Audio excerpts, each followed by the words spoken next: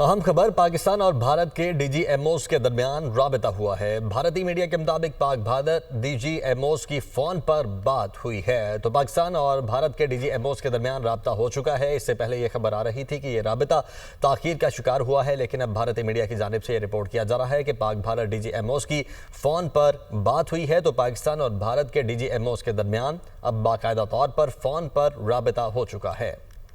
तो पाकिस्तान और भारत के डीजीएमओस के दरमियान राबता हुआ है। पाक भारत डीजीएमओस की फोन पर बात हुई है। अहम खबर पाकिस्तान और भारत के डीजीएमओस के दरमियान राबता हुआ है। भारतीय मीडिया के मुताबिक पाक भारत डीजीएमओस की फोन पर बात हुई है। तो पाकिस्तान और भारत के डीजीएमओस के दरमियान राबता हो चुका है। इससे पहले यह खबर आ रही थी कि यह राबता ताखीर का शिकार हुआ है, लेकिन अब भारतीय मीडिया की जानिब से यह रिपोर्ट किया जा रहा है कि पाक भारत डीजीएमओस की फोन पर बात हुई है। तो पाकिस्तान और भारत के डीजीएमओस के दरमियान अब बाकायदा तौर पर फोन पर राबता हो चुका है।